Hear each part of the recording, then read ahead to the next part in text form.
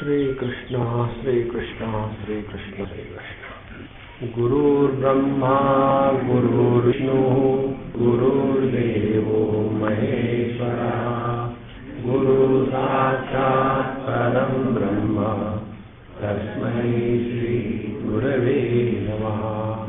तस्मै श्री गुरवे नमः। इस अद्वैत प्रकरण में हम चिंतन के द्वारा, तर्क के द्वारा श्रुतियों के जो सिद्धांत है, विषय है, उसको समझने का प्रयत्न कर रहे हैं और यह समझ अंतिम है। न निरोधो न च उत्पत्ति बद्धो न च साधकः न मुखा न मुमुक्षु इत्येषा परमार्थता। केवल एक तन्मात्र है और उसमें अनेकता केवल औपाधिक है, केवल काल्पनिक है, सत्य नहीं है। ये बताने के लिए उन्होंने कहा, पेज नंबर 136 मंत्र नंबर 11, रसादयो हि कोशा व्याख्यास्तास्तैत्तिरीयके तेषामात्मा परो जीवः खं यथा संप्रकाशितः। रसादयः अन्नरसमयः प्राणमयः इति एवं आदयः कोशा इव कोशा अस्यादेः इव उत्तरोत्तरस्य अपेक्षया बहिः भावात् पूर्वपूर्वस्य व्याख्याता। तैत्तिरीयोपनिषद में आता है कि सबसे बाहर का कोश अन्नमय है, फिर प्राणमय, फिर मनोमय, विज्ञानमय, आनंदमय और उसके अंदर आत्मा है। ये कहने का तात्पर्य ये कोश है, ये नहीं कहने का तात्पर्य। देखो, किसी भी वाक्य का तात्पर्य यदि हमको ठीक से मिला नहीं तो हम गलत समझ लेते हैं। एक उदाहरण से पक्का होगा, हमने शायद आपको बताया होगा। एक बहन अपने भाई को सुला रही थी, तो सुलाते समय बच्चा तो रो रहा था। हम उसको कैसे सुलाए, कहे क्या कि सो जाओ, थोड़ी मानेगा, वो तो रोएगा ही रोएगा। तो फिर वो बहन उसको खिलाती है, देखो देखो देखो कौवा आया कौवा आया कौवा आया। तो बच्चा उधर देखता है, 2 क्षण के लिए उसका रोना बंद। फिर उसको याद आता है, अरे I have not done my duty. फिर फिर शुरू हो जाता है। फिर वो बहन उसको दिखाती, देखो देखो गाय आई गाय आई। फिर वो बच्चा गाय कहाँ गई गाय कहाँ गई। फिर अपना शुरू 2-4 चीजें दिखाने के बाद वो बच्चा रोना भूल जाता है और सो जाता है। तो उस बहन को मैंने कहा, तुम क्या कर रही थी? बोले, मैं मेरे भाई को सुला रही थी। हमने कहा, क्यों झूठ बोल रही हो? तुमने तो उसको कभी कौवा दिखाया, कभी गाय दिखाई, सुला कहाँ रही थी? अब वो छोटी बच्ची, उसको समझ नहीं आया कैसे उत्तर दे। तो उसने पूछा, स्वामी जी आपको छोटा भाई है क्या? नहीं। फिर आपको समझ में नहीं आएगा।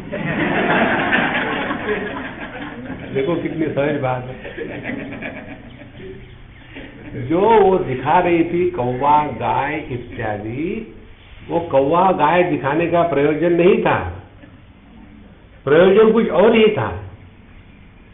इसी प्रकार से हमारा अनुभव क्या है कि हम देह है, हम प्राण है, हम मन है, हम बुद्धि है, हम आनंद है। ये हमारा अनुभव है। अब इन्हीं अनुभवों का विश्लेषण किया जा रहा है। क्या विश्लेषण किया जा रहा है कि अन्नमय कोश का आत्मा प्राणमय है। यदि प्राणमय नहीं होगा तो अन्नमय की स्थिति नहीं है। फिर प्राणमय का आत्मा मनोमय है। यदि मनोमय कोश नहीं होगा तो प्राणमय की और अन्नमय की स्थिति नहीं है। ऐसा करते करते हम पहुंच गए अपने स्वरूप में और फिर कहते हैं ये सबका आत्मा है। यदि ये नहीं है तो बाकी कुछ भी नहीं है। तो सत्य क्या हुआ? ये परमात्मा सत्य हुआ। ये बताने के लिए ये प्रसंग है। ये कहने के लिए नहीं कि हमारे 5 कोश है, आपके कितने? हमारे 2.5 है बस। ऐसे थोड़ी है। प्रयोजन जब हमको समझ में नहीं आता तब हम अनावश्यक बातों में भटक जाते हैं। यही सूक्ष्म बात है वेदांत शास्त्र के अध्ययन में। कल हमने आपको बताया था, चाहे सृष्टि का प्रसंग हो, चाहे जीव का प्रसंग हो, चाहे पुनर्जन्म का प्रसंग हो, चाहे पाप पुण्य का प्रसंग हो, चाहे स्वर्ग नरक का प्रसंग हो, चाहे धर्म अधर्म का प्रसंग हो, चाहे योग का प्रसंग हो, चाहे भक्ति का प्रसंग हो, चाहे ज्ञान का प्रसंग हो, कोई भी प्रसंग का तात्पर्य हमको अपने स्वरूप में फिट करा देना। यदि ये नहीं हुआ तो सब व्यर्थ है। देखो, इसीलिए भगवान शंकराचार्य जब कहते हैं ना, कुरुते गंगा सागर गमनम व्रत परिपालनम अथवा दानम ज्ञान विहीन सर्वमतेन भजति न मुक्तिम जन्मशतेन। ये इसलिए होता है कि हम साधन और साध्य इसका विवेक नहीं कर पाते। संप्राप्ते सन्निहिते काले नहीं नहीं रक्षते डुक्रुम करने। डुक्रुम करने माने भाषा। भाषा तो केवल विचारों के आदान प्रदान की एक मीडियम है, माध्यम है, साधन है। लेकिन हम क्या बोलते हैं ये महत्व का नहीं हमारे लिए, कौन सी भाषा में बोलते हैं लो। तो यदि कोई हमको संस्कृत में कहे कि तुम महामूर्ख शिरोमणि असी, थैंक यू, क्योंकि संस्कृत में कहा है। और किसी ने अंग्रेजी में कहा darling I really love you, अंग्रेजी बोलता है नहीं, क्या बोला ये महत्व का है, कौन सी भाषा में बोला ये महत्व का नहीं है। देखो सत्तो, इसीलिए को असौ इत्याह पर एव आत्मा यहाँ सत्यम ज्ञानम अनंत ब्रह्म इति प्रकृतः। तो ये उस उपनिषद में प्रसंग कैसे आता है कि सत्यम ज्ञानम अनंतम ब्रह्म यो वेद निहितम गुहायाम परमे व्योमन्न सोष्णुते सर्वान् कामान् सह ब्रह्मणा विपश्यतेति। परमात्मा सत्यम ज्ञानम अनंतम है और जो उसको अपने हृदय में पहचानता है उसकी सभी कामनाएं हमेशा के लिए समाप्त हो जाती है। कामना रहित अनुभूति को गॉड रियलाइजेशन कहते हैं। तो गहरी नींद में तो हमारी एक भी कामना नहीं होती। यदि गहरी नींद में कामना नहीं होती तो जगते नहीं नींद में से। एक भी कामना रहे, आपको सुबह की फ्लाइट पकड़नी है, रात भर नींद नहीं आती। स्वामी जी उस उदाहरण की क्या जरूरत है, हम अपना यहाँ का उदाहरण बताते। सुबह में 7 बजे मेडिटेशन के लिए आना है, रात भर नींद नहीं, 7 तो नहीं बजे। देखो, एक भी कामना मन में हो तो हम परमात्मा से दूर हैं। इसलिए कहते हैं कि यस्माद् आत्मनः स्वप्न मायादिवत् आकाशादि क्रमेण रसादयः कोशा लक्षणा संघाता आत्ममाया विसर्जिता इति उक्तम। फिर कैसे बताते हैं, तस्माद् आत्मनः आकाश संभूतः आकाशाद् वायु, पूरी प्रक्रिया बताते। माने देह उसी परमात्मा से प्रकट हुआ और उस देह में उसी परमात्मा ने प्रवेश किया। और उसके बाद ये सब बताने का तात्पर्य क्या है, आदि दैविक कारणात्मक आध्यात्मिक कार्यात्मक दोनों ही एक ही तत्व पर अध्यारोपित है और यह तत्व सत्य है। आदि दैविक और आध्यात्मिक ये भेद नहीं है, ये बताने का प्रयोजन है। इसीलिए आकाश ही आत्मा ही आकाशवत इत्यादि श्लोक ही। तो यह आकाशवत है, आकाश के जैसा है। यहाँ तक कल हमने देखा था, द्वयोर मधुर ज्ञाने परम ब्रह्म प्रकाशितम पृथिव्यामुदरे चैव यथा आकाश प्रकाशितः। 12वां श्लोक कहते हैं, किंच आधि दैवम अध्यात्मम च तेजोमय अमृतमय पुरुषा पृथिव्यांतर्गता यो विज्ञाता परा एव आत्मा ब्रह्म सर्वमिति द्वयोर अक्षराद् यत् अक्षरात् परम ब्रह्म प्रकाशितम।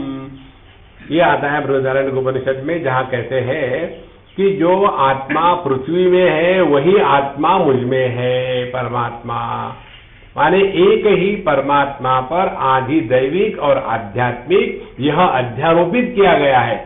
अब देखो, ये विषय आपने भगवत गीता तो रोज खाने के पहले भगवान को परेशान करते हो, ऊर्ध्व मूलमद शाकम श्रुतम राहुरव्ययम, उसमें ये प्रसंग आता है। क्या कहते हैं भगवान यदादित्यगतं तेजो जगद्भासयतेऽखिलं यच्चन्द्रमसि यच्चाग्नौ तत्तेजो विद्धि मामकम् गाम आविश्य च भूतानि धारयाम्यहमोजसा पुष्णामि चौषधी सर्वा सोमो भूत्वा रसात्मकः अहम वैश्वानरो भूता प्राणिनां देहमाश्रितः प्राणापानसमायुक्तः पचाम्यन्नं चतुर्विधं सर्वस्य चाहं हृदि सन्निविष्टः मत्तः स्मृति ज्ञानम् अपोहनं च वेदैश्च सर्वैः अहम् एव वेद्यः वेदान्तकृद् वेदविदेव चाहम् द्वौ इमौ पुरुषौ लोके। एक ही पुरुष दो प्रकार से प्रकट हो रहा है, क्षरश्चाक्षर एवच, जो आधि भौतिक है आध्यात्मिक है और आधि दैविक है। ये एक ही परमात्मा है, ये अनेक नहीं है। इसीलिए इस एक अद्वैत तत्व को जानना यही जीवन का लक्ष्य है। इसको छोड़ करके हम इस अनावश्यक चीजों में फंस जाते हैं। इसीलिए कहते हैं कि ब्रह्म विख्यातम मधु अमृतम अमृतत्वम मोदन हेतुत्वाद विज्ञायते यस्मिन इति मधु ज्ञानम मधु ब्राह्मणम तस्मिन इत्यर्थः। तो इस मधु ब्राह्मण में क्या बताया है, जहां बताते हैं कि परब्रह्म आनंद मोद स्वरूप है और वही जो पृथ्वी में है वही हम में है। पृथिव्याम उदरे चैव यथा एक आकाशः अनुमानेन प्रकाशितः लोके तद्वित्यर्थः। तो बाहर का आकाश और पृथ्वी के अंदर का आकाश क्या अलग अलग थोड़ी है। पृथ्वी को मारो गोली, बाहर का आकाश खोपड़ी के अंदर का आकाश अलग अलग थोड़ी है। लेकिन खोपड़ी के अंदर आकाश नहीं है स्वामी जी, क्या है, बटाटा। ठोस ठोस के भरा हुआ है, आकाश को भी खा गया नारायण। इसीलिए जीवात्मनोरनन्यत्वम अभेदेन प्रशस्यते नानात्वम निंद्यते यच्च तदेवं ही समंजसम। जीवात्मनोः अनन्यत्वम अभेदेन प्रशस्यते, प्रशस्यते माने प्रशंसा की जाती है। जीवात्मा और आत्मा परमात्मा एक ही है, अभेद अलग नहीं है। पूरे शास्त्र में इसी की स्तुति करी जाती है क्योंकि वही सत्य है। नानात्वम निंद्यते यच्च, और जो नेह नानास्ति किंचन, नानात्व की मल्टीप्लिसिटी की अनेकता की निंदा करी जाती है। और इसीलिए यही योग्य है कि केवल एकमात्र परमात्मा है और वो ना तो पैदा हुआ है ना तो मरता है, और परमात्मा के सिवा जो भी कुछ है वो रज्जु सर्पवत केवल प्रतीति है, उसका कोई मतलब नहीं। देखो एक बात आप समझ लो, पहले तो हम दुनिया में फंसे हैं, दुनिया से फंस करके देह में आ जाते हैं, देह में फंसे योगा करने में लग जाते हैं, योग से निकले फिर आ जाते हैं भगवान के पास, भगवान प्लीज मुझे हेल्प करो, मैंने बहुत कर लिया कुछ नहीं हो रहा है। तो फिर हमने योग का त्याग कर दिया, भक्ति शुरू करी। तो भक्त कौन है, योग और कर्म के बरे चला गया। अब उसको एक ही है, हे भगवान हे भगवान हे भगवान। जब वो भगवान के चक्कर में बढ़ता है तो भगवान खुश होते हैं। क्या कहते हैं, ददामि बुद्धि योगम तम ये नमाम उपयांति ते तेषाम सतत युक्तानाम भजताम प्रीति पूर्वकम। जो मेरा भजन करते हैं उनको मैं बुद्धि देता हूं। कैसी बुद्धि देता हूं, जिस बुद्धि के द्वारा जो मुझे पहचान सके। अब हमारी बुद्धि कैसी है, हमारी बुद्धि पहचानती है दलाल स्ट्रीट, वो पहचानती है, परमात्मा को नहीं पहचानती। वहां भी जाएंगे तो भी कहेंगे इन्वेस्टमेंट करने से क्या मिलता है। देखो शेयर बढ़ेंगे क्या, आजकल किसके शेयर बढ़ रहे हैं, विष्णु के कि ब्रह्मा के कि शिव जी के आजकल तो कलयुग है ना, तो आजकल तो सोने के शेयर बढ़ रहे हैं, इसीलिए सोनिया। इसीलिए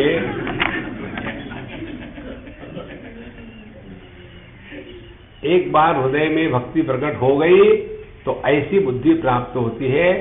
फिर सवाल आता है, ये भगवान कौन है, मैं कौन हूं, क्या भगवान मेरे से भिन्न है। तब जाकर के तत्व चिंतन शुरू होता है।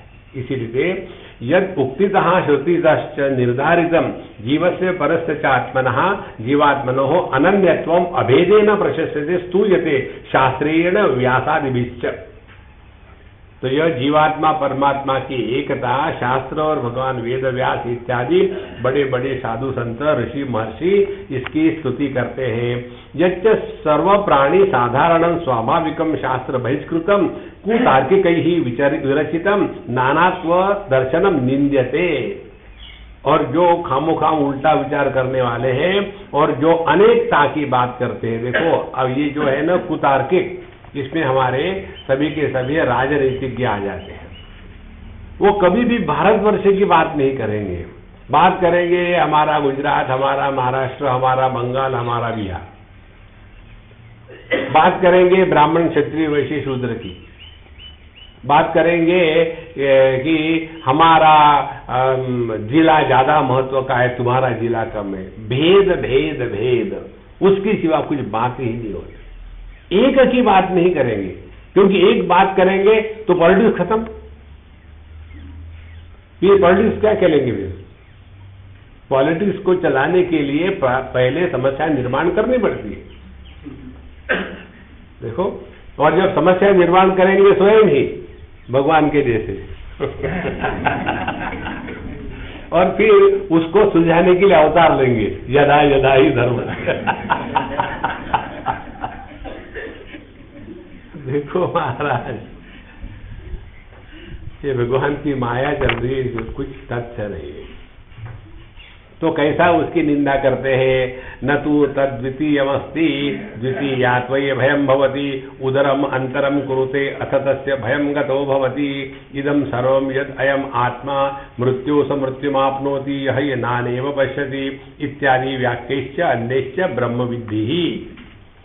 तो ये अनेक श्रुति के जो उदाहरण उन्होंने दिया है कि उदरम अंतरम कुरुते अथ तस्य भयम भवति, थोड़ा भी अन्यत्व का भाव हो तो उसमें डर निश्चित लगता है। देखो, हमने जो बताया था ना, बताते भी है कि ध्यान को स्मृति में मत लाना, don't make it a concept. इसका तात्पर्य क्या है? Concepts are liable to change, और फिर उसी को पकड़ के रखेंगे। आहा स्वामी जी, उस दिन का आपका ध्यान जमा था, आज का जमा नहीं। वो क्या आइसक्रीम है, कभी जमता है कभी नहीं जमता है। देखो, शब्द का आवर्तन हो सकता है, श्री राम जय राम जय जय राम, श्री राम जय राम जय जय राम, श्री राम जय राम जय जय राम, ये हो सकता है। शांति का आवर्तन नहीं होता, परिच्छिन्नता का आवर्तन होता है। देखो, जैसे एक, कितने बच्चे हैं आपके? एक ही है? नहीं, दो ही है? नहीं, तीन नहीं, चार। और जो अनंत है, इन्फिनिट, क्या अनंत अनेक होते हैं? 1 infinite plus 1 infinite is equal to 2 infinite. तुम्हारे कितने इंफिनिट है? अनंत केवल एक ही होता है। उस एक में स्थिति यदि है तो उसको रिपीट कैसे करेंगे? रिपीट करने के चक्कर में पड़ेंगे तो आप अभी मन में ही फंसे हुए हो, और इसीलिए चाहेंगे उस दिन के जैसा मेडिटेशन होना चाहिए। और एक बार ये गलत ही दिमाग में घुस गई ना, तो आदमी उसी में फंसा रहता है। कल तबला सुना था, आज सोचा था बांसुरी सुनूंगा, लेकिन गधे की आवाज सुनने को आई। जो अंदर है वही बाहर है।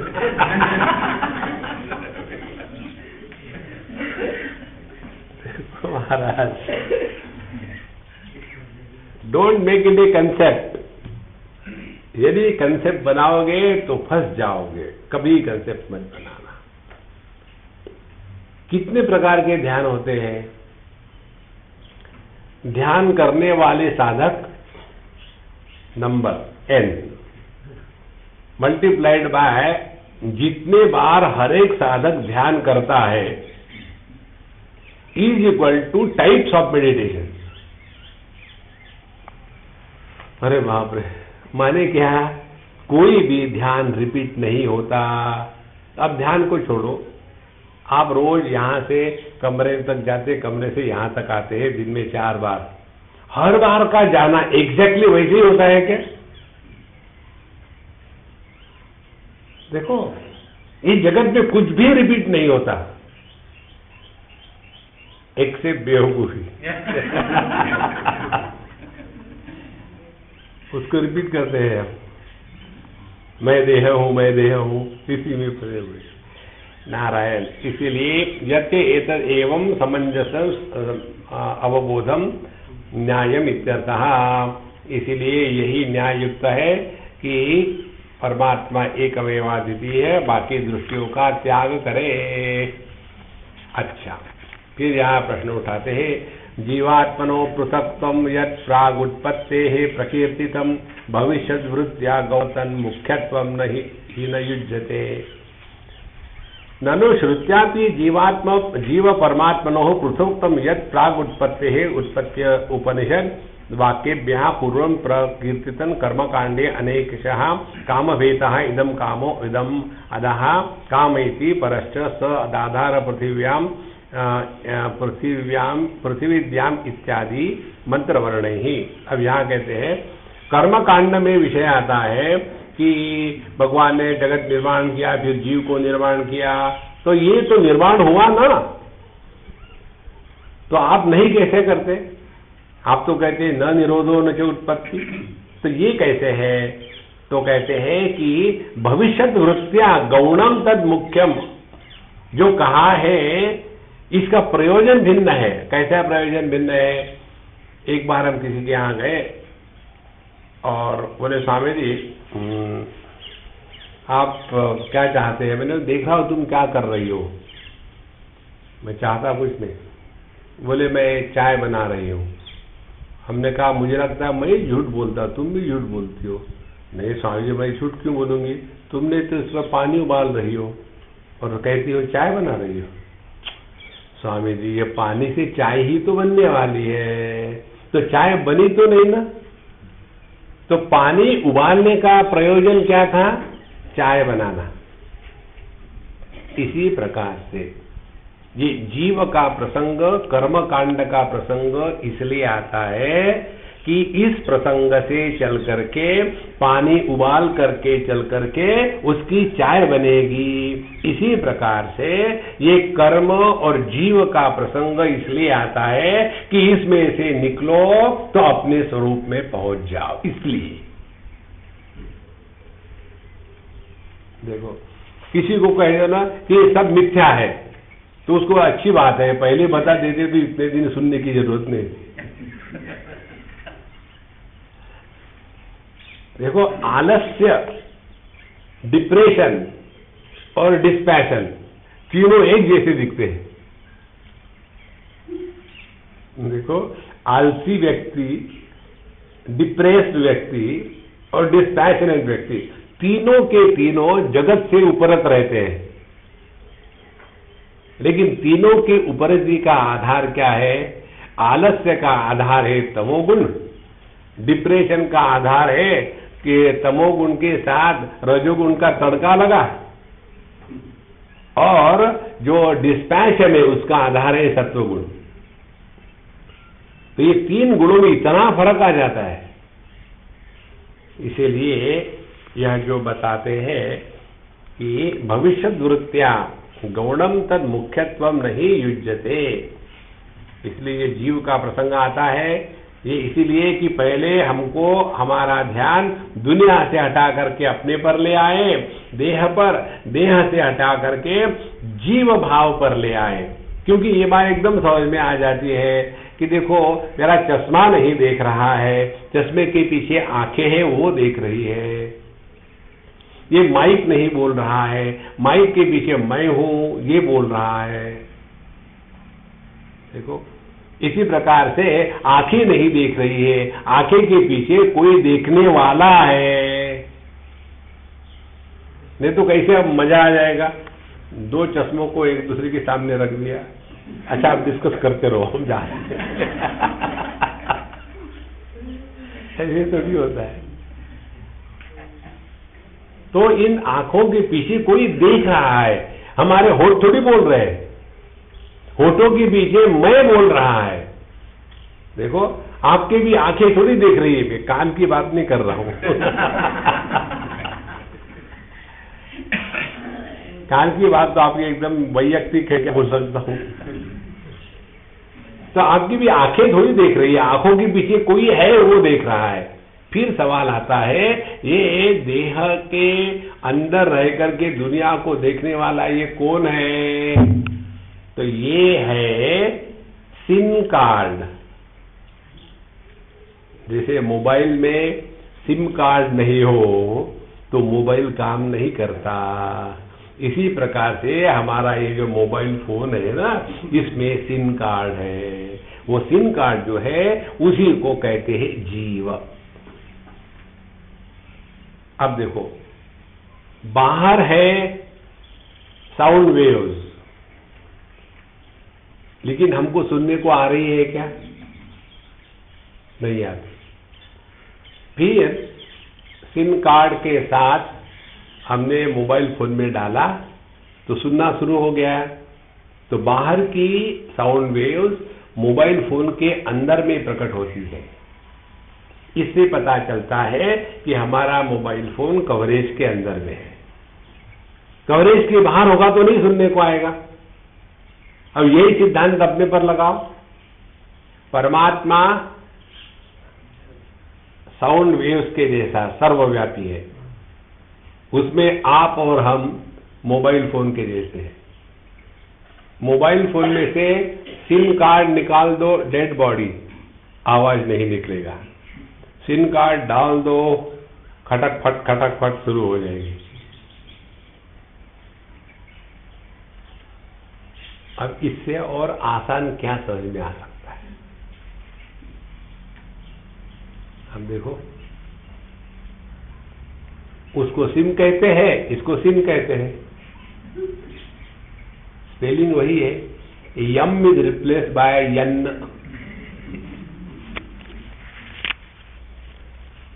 तो ये सिम यही है कि हमने हर देह में अलग अलग सिम कार्ड माना है। कार्ड अलग भले हो, लेकिन सभी के सभी सिम कार्ड एक ही सिद्धांत पर चलते हैं। एक का नाम है, एक सर्विस प्रोवाइडर है गधा, दूसरा घोड़ा, तीसरा मक्खी, चौथा मच्छर। जैसे अपने देश में मारवाड़ी के कारण भारत बोलता है, आपको मालूम है? मारवाड़ी के कारण भारत बोलता है। MTNL, A Aircel, V Vodafone, A Airtel, D डोकोमा, I idea. Marwari. देखो, ये मारवाड़ी ने सबको बोलना शुरू कर दिया। देखो महाराज, इसीलिए जीव के तरफ हमारा ध्यान ले आए और फिर हम उसी को यूज करने में लग जाते हैं। मोटरसाइकिल चला रहे ऐसा कर करके, हाँ ठीक है, क्यों है, हाँ ठीक है। अरे देखो तो सही, ये देह से अन्य जीव है, ये कौन है, क्या है?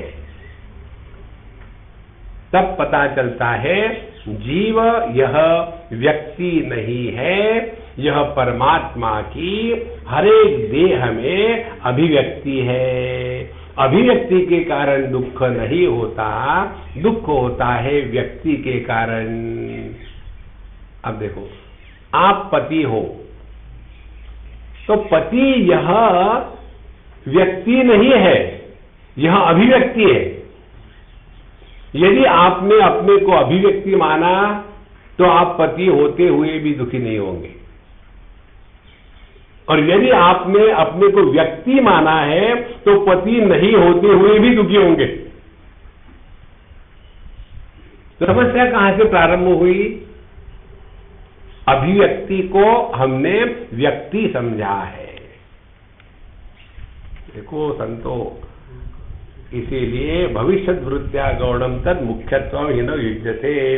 यह जो उपनिषत्सु उपनिषत्सु तत्प्रति प्रलयादि वाक्य ही जीव परमात्मनो एकत्वम एव प्रतिपादयितम। इसीलिए उपनिषद में भी जीवात्मा परमात्मा इनका एकत्व प्रतिपादन करने के लिए ही सभी श्रुतियां हैं, अनेकता निश्चित करने के लिए नहीं।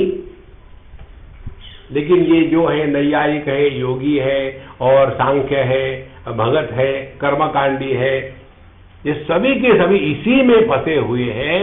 एक एक जीव अलग अलग है, हर एक जीव अपना अपना टिफिन लेके आता है, खा के चला जाता है। अरे नहीं रे बाबा, ऐसा नहीं है। इसीलिए तत्वमसि अन्यो असो आत्मा अन्योमस्मिति न स वेद इत्यादि भी। एक ही तत्व है, मैं अलग हूं वो अलग है, ऐसा जो कहता है उसको कुछ समझ में नहीं आया, एकदम खाली है।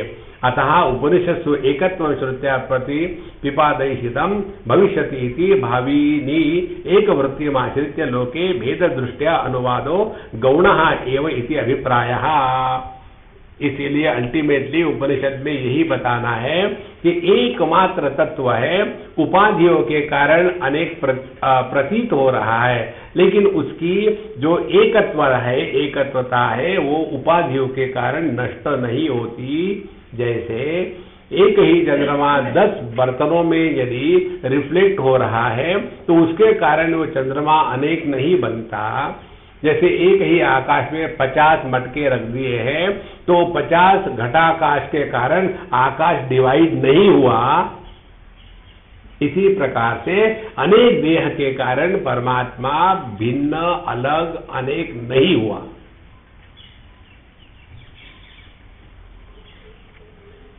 अथवा तदैक्षद तैत्तेजो असृज इत्यादि श्रुते प्राक एकमेवाद्वितीयम् इति एकत्र प्रकीर्तितम्। तदेव च तत्सत्यं स आत्मा तत्त्वमसि इति एकत्वं भविष्यति तां भविष्यवृत्ति अपेक्षा यत् जीवात्मनो पृथक्त्वं यत्र क्वचित् वाक्ये गम्यमानं तद्गौणं यथा उदनं पचति इति तद्वत्। जैसे हमने चावल रख दिया चूल्हे पर और कहते क्या कर रहे हैं, भात बना रहे हैं। अभी भात तो बना ही नहीं, अभी वो चावल उबल रहा है, लेकिन भात बनेगा। इसी प्रकार से ये जितने प्रसंग है वो केवल इसीलिए है। शुरू कैसे करते हैं कि उसने जगत का निर्माण किया, फिर उसने उस जगत में प्रवेश किया, प्रवेश करने के बाद ये सब प्रसंग इसलिए है कि हमारा ध्यान उसके तरफ जावे। अच्छा महाराज, ननु यद उत्पत्ते है प्रागजम सर्वम एकम द्वितीयम तथा अपि उत्पत्ते ऊर्ध्वम जातम इदम सर्वम जीवाश्च भिन्ना इति मा एवं। तो कहते हैं जैसे उत्पत्ति के पूर्व केवल एकमात्र परमात्मा तत्व था और उसके पश्चात फिर उत्पत्ति हो गई तो अनेक तो हो ही गया ना, तो आप कैसे कहते हैं अनेक नहीं हुआ? तो कहते हैं मां एवं, इस प्रकार से नहीं विचार करना है। अन्यार्थत्वात् उत्पत्ति श्रुति नाम, श्रुतियों में जो सृष्टि के निर्मिति का प्रसंग है उस प्रसंग का प्रयोजन सृष्टि निर्माण हुई ये बताने में नहीं है। इसीलिए एक नहीं दो नहीं दर्जनों थियरीज आती है सृष्टि की निर्मिति की। एक तो है उसने संकल्प किया, दूसरा है उसने चिंतन किया, तीसरा है उसने कामना की, चौथा है उसने एक सीक्वेंस में दुनिया निर्माण करी, एक जगह 5 महाभूत बना दिए, एक जगह 3 बना दिए। ये सब की सब जो प्रक्रिया है इसका तात्पर्य सृष्टि निर्माण हुई ये बताने में नहीं है। जैसे वो छोटी बच्ची अपने भाई को सुला रही थी तो ये गाय कौवा दिखाने का तात्पर्य नहीं था, तात्पर्य था उसको सुलाना। इसी प्रकार से ये बात एकदम स्पष्ट समझ लेना, कोई भी प्रसंग लो शास्त्रों का, उसका तात्पर्य अपने स्वरूप में हमको निष्ठा करा देना है जो एकमेवा द्वितीय नेह नाना से किंचन है। इसको पकड़ के रखो, फिर आपको सभी शास्त्र के सिद्धांत एकदम चुटकी से समझ में आ जाएंगे। नहीं तो इसी में फंसे रहेंगे। नरक में जाकर के क्या होता है देखो भाई, मैं तो गया नहीं, तुम जाके आओ फिर मुझे बता नरक में जाके क्या होगा। यहां जो तुम हो वो कहां हो। इसलिए कहते हैं पूर्वमपि परिहृत एव अयम दोषा स्वप्नवद आत्ममायया विसर्जिता संगाता घटाकाशोत्पत्ति भेदादि वद जीवात्मनो उत्पत्ति भेदादि। वही हमने पहले ही आपको बताया था कि जैसे माया के कारण यह अनेकता निर्माण होती है, जैसे घट निर्माण होने से हम कहते हैं घटाकाश, लेकिन घट भी तो उसी आकाश में निर्माण हुआ, तो उसके अंदर क्या दूसरा आकाश निर्माण हुआ? नहीं, उसी आकाश में घट आकाश निर्माण हुआ, क्योंकि हमारा ध्यान मुख्य आकाश से हट करके घट के घटिया में फंस गया है, और कुछ नहीं। वहां से मन को हटा दो। इति एव उत्पत्ति भेदादि श्रुतिभ्या आकृष्य यह पुनः उत्पत्ति श्रुति नाम इदम पर्यंत पिपादयिषि उपन्यासः। तो इसीलिए अब हम फिर से इसका दूसरे बार बताते हैं आपको। मुरुल्लोह विस्फुलंगाद्यैः सृष्टिर्या चोदितान्यथा उपाय सोवताराय नास्ति भेद कथंचन। तो कहते हैं जो भिन्न भिन्न प्रसंग आते हैं, मृल्लोह विस्फुलिंगा इति दृष्टांता उपन्यास ही सृष्टि ही या चोदिता प्रकाशिता अन्यथा सच सर्व सृष्टि प्रकारो जीव परमात्मा एकत्व बुद्ध्या अवताराय उपायः अस्माकम। जितने भी प्रसंग आते सृष्टि के, जैसे एक ही लोहे से अनेक उसके उपकरण बनते हैं, एक ही अग्नि से भिन्न भिन्न प्रकार के स्फुलिंग निकलते हैं, इस प्रकार से सभी के सभी जो प्रसंग है ये अनेकता बताने के लिए नहीं है, हमारा ध्यान इस एक तत्व के तरफ लाने के लिए है। जो हमने आपको उदाहरण दिया था ना बच्चे का और चॉकलेट का, टीचर का इंटरेस्ट है 1 2 3 4 पढ़ाने, बच्चे का इंटरेस्ट है चॉकलेट, और बड़ा सिंसियरली टीचर ट्राई करता। देखो बिल्कुल एक, ये बड़ा जोर से चिल्लाएगा, बच्चे कहेंगे एक, ये चॉकलेट होता है ना, सब बच्चे खुश, चॉकलेट आ गया क्लास में। इसी प्रकार से जो परमात्मा तत्व है, जो बताने जा रहे हैं श्रुति माता, वहां हमारा ध्यान नहीं जाता, हमारा ध्यान जाता है। लेकिन इस दुनिया में यदि सभी एक ही भगवान के बच्चे हैं, तो सभी के सभी चाइनीज के जैसे एक जैसे होने चाहिए, या अलग अलग क्यों है? विविधता का कोई भी कारण नहीं है, क्योंकि विविधता सत्य नहीं है। ऐसा थोड़ी है कि जो ऑस्ट्रेलिया में मृगतृष्णा का जल है वो कम नमकीन होता है, और अपने गुजरात में जो जल है मृगतृष्णा का, उसमें नमक ज्यादा होता है, समुद्र के किनारे नहीं, इसलिए ऐसे थोड़ी होता है। इसलिए कहते हैं कि ये सभी सृष्टि प्रकारा जीव परमात्मा एकत्व बुद्धिया अवताराय उपायः अस्माकम, ये अपने बुद्धि में लाने के लिए कि परमात्मा जीवात्मा एक ही है, अलग अलग नहीं है।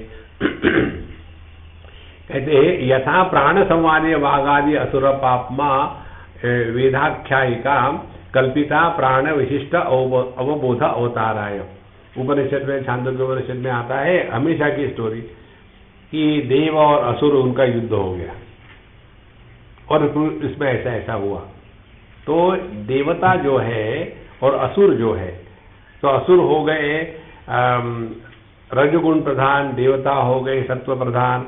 अब उन दोनों का झगड़ा हो गया, और फिर जाकर के देवता जीत गए। तात्पर्य क्या है? तात्पर्य ये है कि ये दोनों के दोनों जो है ये भिन्न भिन्न प्रवृत्तियां हैं, और सत्व गुण का आधार लेकर के जब हम अपने स्वरूप पे निष्ठावान प्राप्त हो जाते हैं, तब जीत लेते। किसको जीत लेते हैं? ये प्रकृति का जो माया का प्रसार है उसको हम जीत लेते हैं। ये इसका तात्पर्य है। तब समझ में आता है ना कुछ हुआ है ना कुछ होने वाला है। इस प्रकार से सभी का श्रुति का तात्पर्य निष्प्रयोजनत्वाद यथायुक्तम बुद्धि अवताराय प्रयोजन व्यतिरेकेण, इसका श्रुति का तात्पर्य केवल इसी के लिए है, अन्य कुछ भी नहीं। तस्मात् उत्पत्त्यादि श्रुतया आत्मा एकत्व बुद्धिया होता रहे एवं नान्यथा कल्पयितुम युक्ता। इसीलिए अन्य प्रकार की कल्पना करना छोड़ दो। सृष्टि निर्माण कैसी हुई? बिग बैंग, ठैंग, सृष्टि निर्माण हो गई। नहीं, बैंग कहां से आया? ठीक है, फ्रॉम द ब्लैक होल। अब ब्लैक होल को देखते रहो, कहां गया छेद, कहां गया छेद। ध्यान से सुनना। कागज है, उस कागज में से इतना सा कागज हमने हटा दिया। कागज में से इतना सा कागज हमने हटा दिया, तो वहां क्या होगा? छेद होगा, होल होगा। तो छेद नाम की कोई वस्तु है क्या? कागज सत्ता स्वरूप, सत्ता में से थोड़ी सत्ता निकाल दी तो वहां क्या रह गया? अभाव। सत्ता में से, पूर्ण सत्ता में से थोड़ी सत्ता निकाल दी तो वहां क्या रह गया? सत्ता का अभाव। क्लियर? अब दूसरा उदाहरण लो। आकाश क्या है? अभावात्मक। अभाव में से थोड़ा सा अभाव निकाल दो तो क्या रहेगा? भाव, सत्ता। तो ये संपूर्ण आकाश में हम जो सत्ता है, तो हम सब होल हैं, इसीलिए वी आर ऑल होली।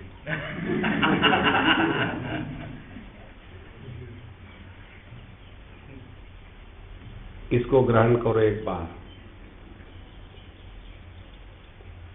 देखो, यही है शिवलिंग का अर्थ।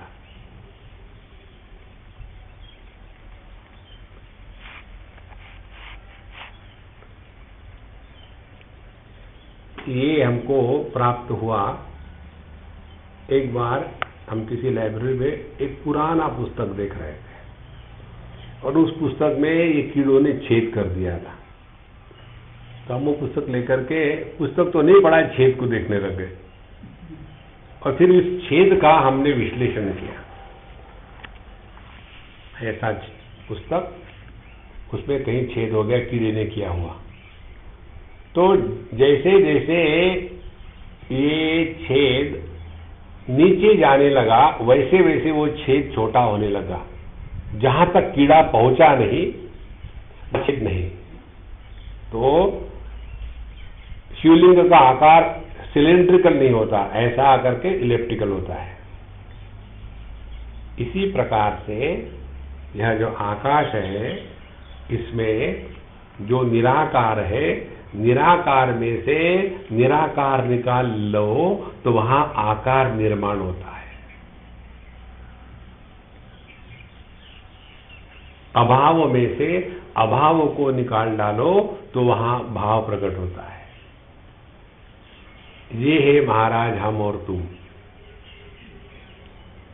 तो यह जो भाव है, ये सत्ता है, ये अस्तित्व है।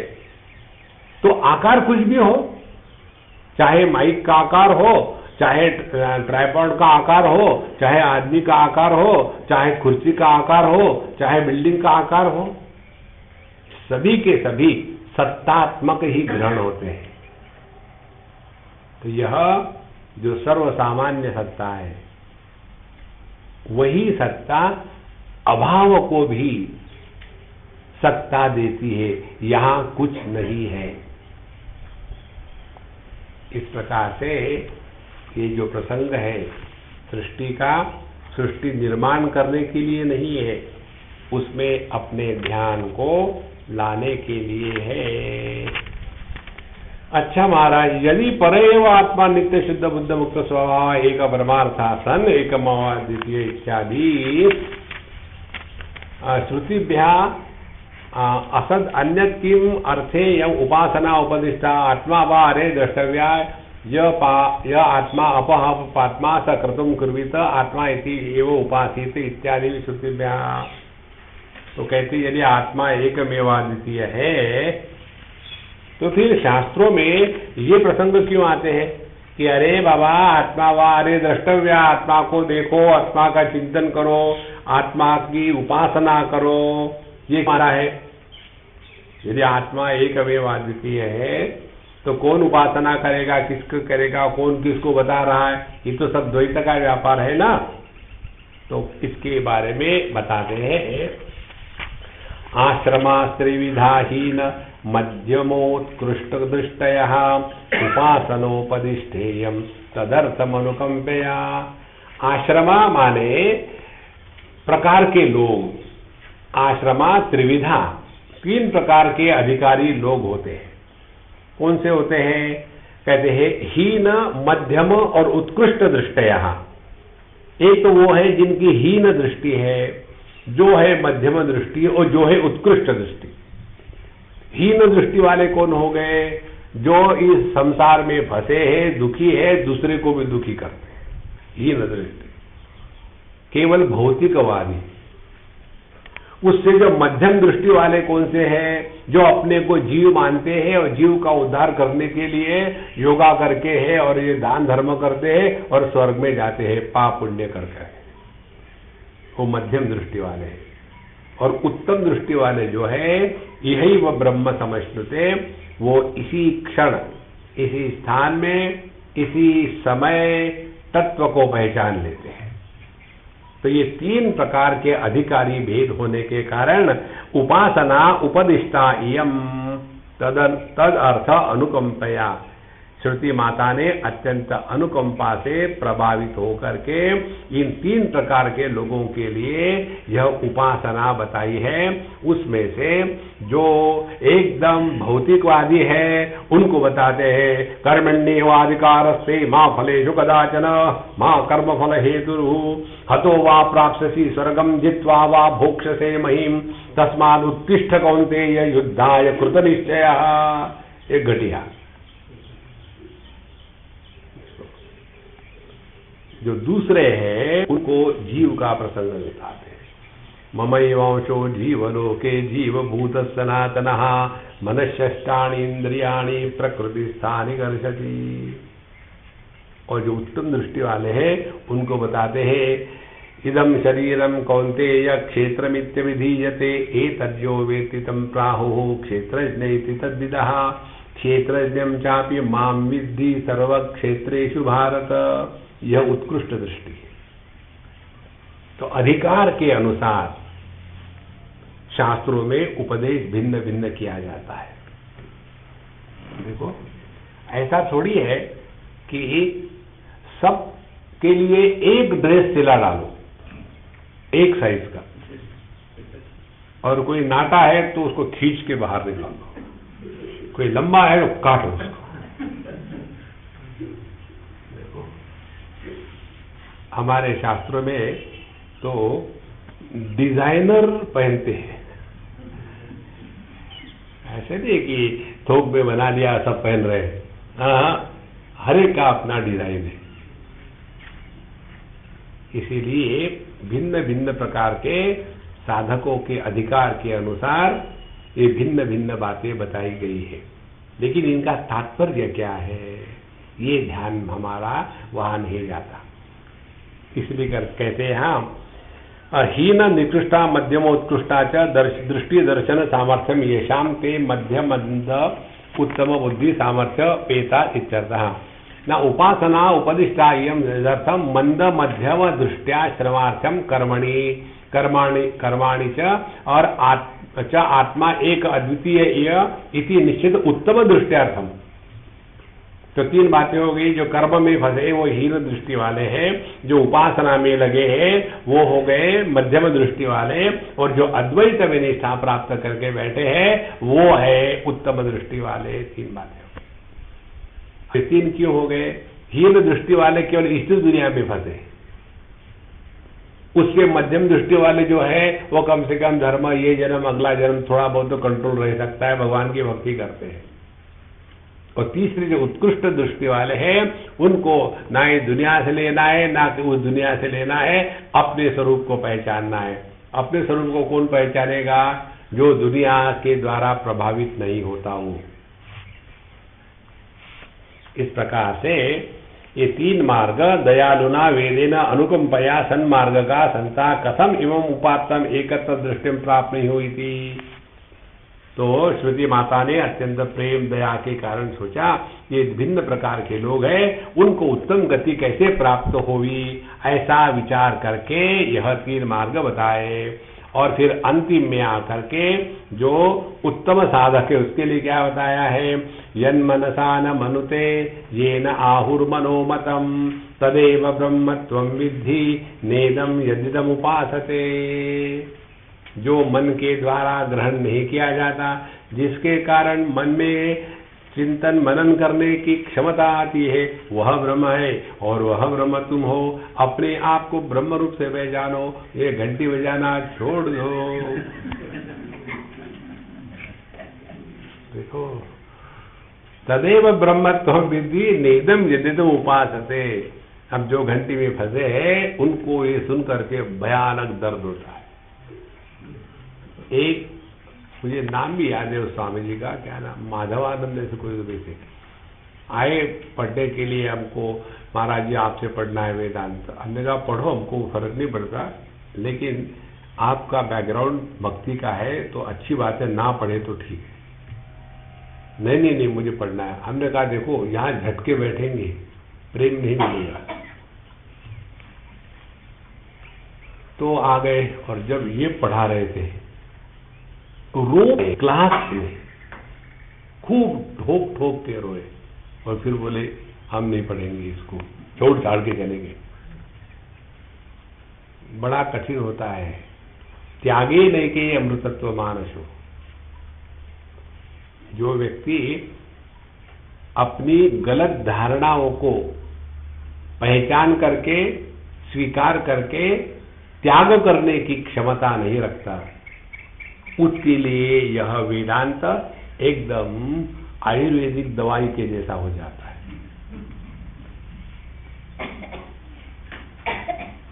अच्छा, तो तत्वमसि आत्मा एव इदं सर्वम इत्यादि श्रुतिभ्यां शास्त्र उपपत्ति भ्याम अवधारयित्वात् अद्वयम आत्मदर्शनम सम्यक दर्शनम तद बाह्यम बाह्यत्वाद मिथ्या दर्शनम अन्यत।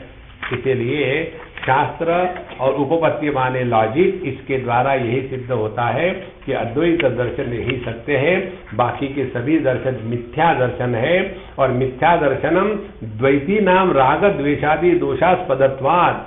और इसी मिथ्या दर्शन के कारण यह जो द्वैत में फंसे हैं ये बड़े दुराग्रही होते हैं, अत्यंत दुराग्रही होते हैं, एक दूसरे को नहीं सह सकता।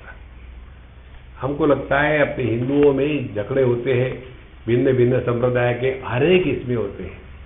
एक बार मैं कोई मैगजीन पढ़ रहा था, उसमें बताया मुसलमानों में 89 टाइप्स के पंथ है, 89। क्रिश्चियनों में तो कोई गिनती ही नहीं। फिर उसमें ये उसको मारेगा, वो उसको मारे, हमारा अल्लाह ठीक है तुम्हारा नहीं। और वो ऊपर से देख रहा।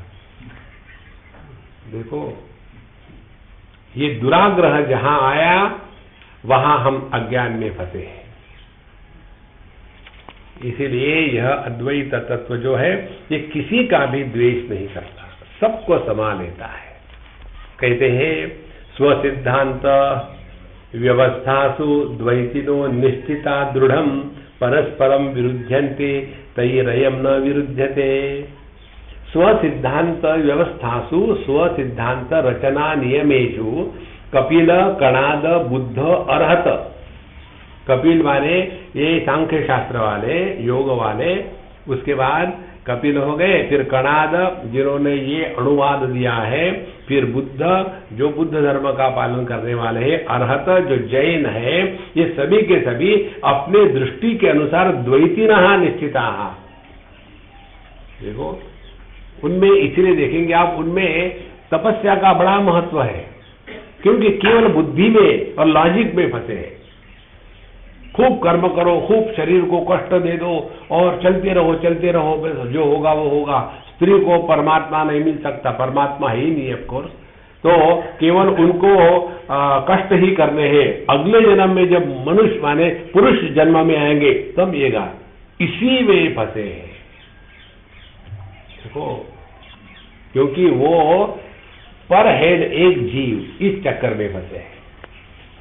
इसलिए कहते हैं एवं एव एष परमार्थः न अन्यथा इति तत्र अनुरक्ताः प्रतिपक्षम च आत्मना पश्यन्तः त्वं द्विषन्तः इति एव रागद्वेषोपेता स्वसिद्धांत दर्शन निमित्तम एवं परस्परम अन्योन्यम विरुध्यन्ते। इसीलिए वो अपने ही विचारों में ऐसे फंसे हैं, उसमें से निकलने को तैयार ही नहीं। देखो, एक जगह हम, बहुत पुरानी बात है, हम तबला सीखने के लिए गए, 2 या 3 लेसन किए हमने। चौथे बार गए तो दरवाजा खोल नहीं रहा था। हमने पड़ोस में, क्या हो गया? बोला आपको पता नहीं, वो तो मर गए। उस दिन के बाद मैंने संगीत सीखना छोड़ दिया। मैंने एक तबले के पीछे एक तबल जी गया। किसी से यदि मैं गायन सीखूंगा तो वो मरेगा, तो गुरु रहो तो अच्छा है।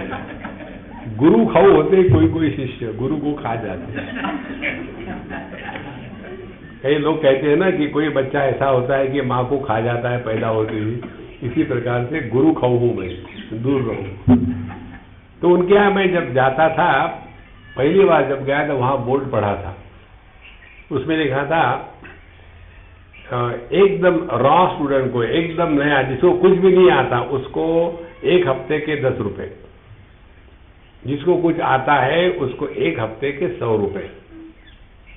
तो मैंने अंदर जाके कहा, गुरुजी कहीं गलती से तो नहीं लिख गया ऊपर का नीचे जीरो? कोई गलती नहीं, ऐसा ही होता है। ऐसा कैसे होता है? बोले जो रॉ होता है, जिसको कुछ भी आता नहीं, मैं जो बताता हूँ वो करता है, और जिसको कुछ आता है वो मुझे सिखाता है। इसीलिए उनको निपटते निपटते मेरी बिल्कुल नाक में दम आ जाता है, इसीलिए उसे ज्यादा मेहनत करनी पड़ती है। देखो, जो दुराग्रही होते हैं ना, उनको समझाना बड़ा कठिन है, क्योंकि पहली जो बातें करिए, देखो ये याद रखना, शास्त्रों के अध्ययन का तात्पर्य अपने दृष्टि में परिवर्तन लाना। यदि अपने दृष्टि में परिवर्तन नहीं आया और हम शास्त्र का अध्ययन कर रहे हैं, तो ये हम अपने आप को धोखा दे रहे हैं। इसको एकदम स्पष्ट समझ लेना। इसीलिए तयोः अन्योन्य विरोधी भी अस्मदीयोः अयम वैदिकः सर्व अनन्यत्वात् आत्मकत्व दर्शन पक्षो न विरुध्यते यथा स्वहस्त पादादिभिः। जैसा हम अपने में अपने हाथ पर एक दूसरे से अलग देखते हैं, लेकिन फिर भी उनके प्रति भेदभाव नहीं होता, इसी प्रकार से जिनके अद्वैत की निष्ठा है उनको सब कुछ मिल जाता है, सब कुछ ठीक ही है, कुछ भी गलत नहीं। हमारे स्वामी अखंडानंद जी ने हमको बताया था, एक बार, बहुत पुरानी बात है, हम लेक्चर के लिए जा रहे थे। हमने कहा महाराज जी हमको जाना है, आज शाम को हम जाएंगे, कल से हमारे यहाँ लेक्चर है। तो उन्होंने कैजुअली कह दिया कि देखो, अद्वैत की निष्ठा यदि होगी तो तुम धर्म प्रचार का काम नहीं कर पाओगे, और ये सत्य है। ईशावास्यमिदं सर्वम, सिर्फ उनको छोड़ करके ईशावास्यमिदं सर्वम, इसको मारो, ईशावास्यमिदं सर्वम कभी नहीं हो सकता। देखो महाराज, इसलिए यह जो ज्ञान है ये भेद को मिटाता है। जो ज्ञान भेद को मेंटेन करता है वह तो अज्ञान ही है, वह ज्ञान ही है। इसीलिए कहते एवं राग द्वेषादि दोषानास्पदत्वात् आत्मकत्व बुद्धि एवं सम्यक दर्शनम इति अभिप्रायः। इसीलिए राग द्वेष इत्यादियों का दोषों का अभाव जिसमें है, ऐसी जो अद्वैत बुद्धि है वही श्रेष्ठ है और वही अपने जीवन में स्वीकार करने योग्य है। अब आगे बताते, केन हेतुना तैहि न विरुद्धते इति उच्यते। अब किस कारण से यह अद्वैत सिद्धांत किसी का भी विरोध नहीं करता। आप देखेंगे ये जो हम बता रहे हैं ना, ये आपको वास्तविक दिखने को मिलेगा दुनिया में। हमारे स्वामी जी के आश्रम में चले जाओ आप, वृंदावन में, आनंद वृंदावन, उनका था नहीं वो आश्रम, लोगों ने उनका नाम लगा दिया। एक बार भी उन्होंने कभी एक भी मीटिंग अटेंड नहीं करी। उन्होंने बताया तुम जो करना है करो, मैं हाँ भी नहीं करता, ना भी नहीं करता, एक भी मीटिंग में मैं नहीं आऊंगा, क्योंकि जो आग लगानी है लगाओ। कभी एक भी मीटिंग उन्होंने नहीं करी। तो वहां नृत्य गोपाल का मंदिर है, जिस नृत्य गोपाल का उनको दर्शन हुआ था उस प्रकार से आकृति बना करके वो मंदिर बनाया है। अंदर में सभी संप्रदायों के सभी आचार्यों के चित्रपट वहां है और सभी संतों के पुण्यतिथि, जन्मदिन इत्यादि महोत्सव वहां मनाए जाते हैं। बाकी जगह जाके देखो आप, केवल हमारा संप्रदाय, हमारे गुरु, बाकी कोई रहे फिर एक ही तत्व है। इसीलिए किसी के भी प्रति राग द्वेष हो ही नहीं सकता। जैसा हमारा अपने हाथ पैरों के प्रति कभी राग द्वेष थोड़ी होता है, क्योंकि सब में एक ही तत्व का दर्शन हो रहा है। अद्वैतम परमार्थो ही द्वैतम तद भेद उच्यते, तेषाम उभयथा द्वैतम तेना विरुध्यते। कारण क्या है कि यह अद्वैत में जो निष्ठावान है किसी के साथ विरोध नहीं करते। इसलिए एक बार हमको याद है किसने पूछा था, स्वामी जी आप तो अद्वैत वेदांत वाले हैं, आप ये योगियों के चक्कर में कैसे फंसे? क्योंकि सभी योगियों से हमारा बड़ा प्रेम है, तो कैसे फंसे? हमने कहा जब मैं आपके साथ फंस सकता हूं तो उनके देखो अब हमारा वो रहा भी नहीं। पहले जब हमारा पूजा का स्थान था, कुछ भी नहीं रहा, पूजा का स्थान था, तो वहां किसी ने एक लड़का एक लड़की वो लड़का जा रहा था, बोले स्वामी जी दिल्ली की बात है कि स्वामी जी मैं जा रहा हूँ लड़की देखने के लिए। हमने कहा ये लड़की तुमको पसंद होगी या नहीं होगी, लेकिन इसी से शादी करना। बोले ठीक है स्वामी जी। वो लड़की जो थी वो सत्य साई बाबा की डिवोटी, वो अपना इसका फोटो लेकर के गई। पहले वो 2-3 फोटो लेकर के गई, सबको उन्होंने ना कह दिया, नहीं नहीं, ये फोटो लेकर के गई। फिर उन्होंने कहा हाँ इससे शादी करो। फिर शादी हो गई। शादी होने के बाद आए हमको मिलने के लिए, फिर उन्होंने साई बाबा का, सत्य साई बाबा का फोटो हमको दिया। तो ना हाँ बहुत बढ़िया है। फिर पत्नी कहती है ऐसे थोड़ी दे, स्वामी जी को बढ़ा के देना चाहिए, वो थोड़ी जाएंगे मार्केट में बढ़ाने के लिए। ना ठीक है बढ़ा के ले आओ। उन्होंने बड़ा प्रेम से बढ़ा के ले आए। अब उनका जब मुझे फोटो उन्होंने इतना प्रेम आदर से दिया तो मैंने उनको अपने पूजा में रख दिया। जैसे पूजा में रख दिया वेदांतियों को आग लग गई, तुम भी इनके चक्कर में फंसे हो। अब देखो कितना दुराग्रह होता है।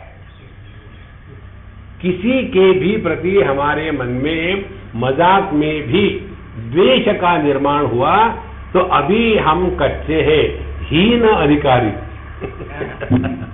उत्तम अधिकारी नहीं है। जब हमको कहा कि तुम इसमें फंस गए, हमने कहा तुम्हारा भी फोटो लाओ मैं रख देता हूं। वहां जल रहे हो क्या? किसी भी प्रकार का अद्वैतम परमार्थो ही, तो अद्वैत परमार्थो ही यस्मात् अद्वैतम नानात्वम तस्य अद्वैतस्य भेदः तद भेदः तस्य कार्यमित्यर्थः। क्योंकि एक ही परमात्मा तत्व अनेक रूप में दिख रहा है, प्रकट हो रहा है, लेकिन इसका अर्थ ये नहीं कि अनेक हो गया है।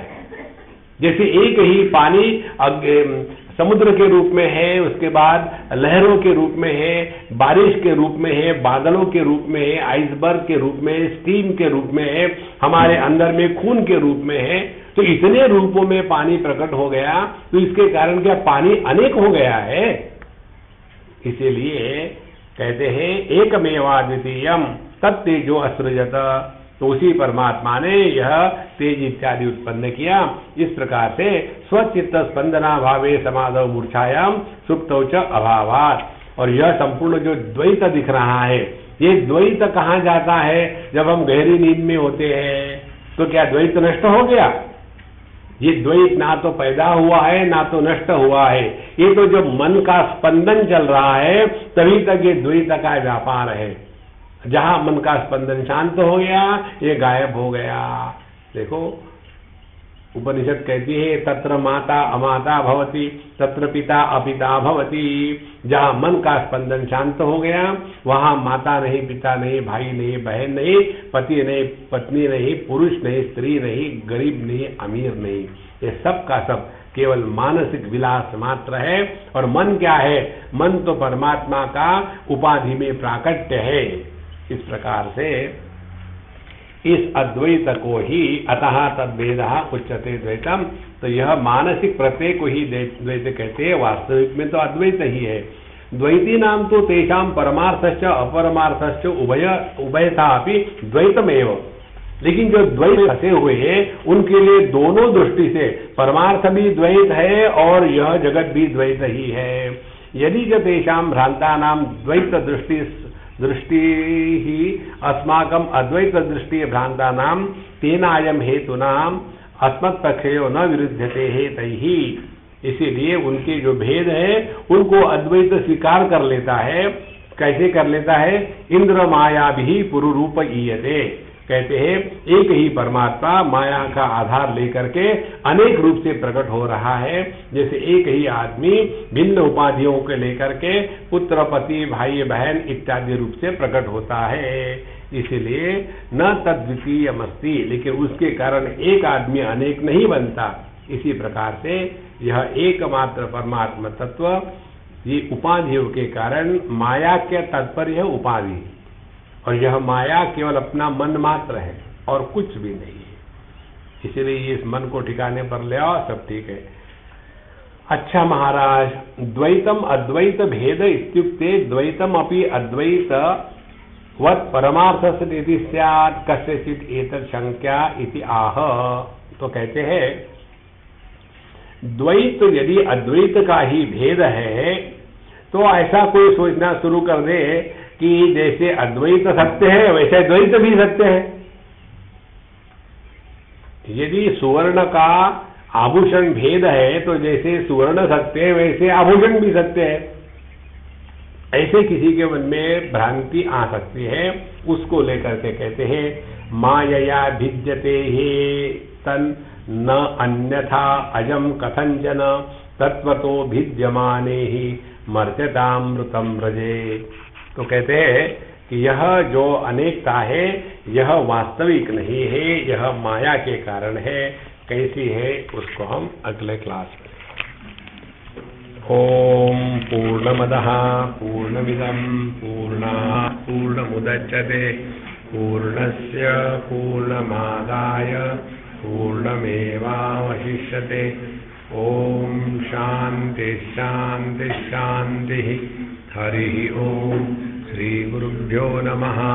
हरि ओम।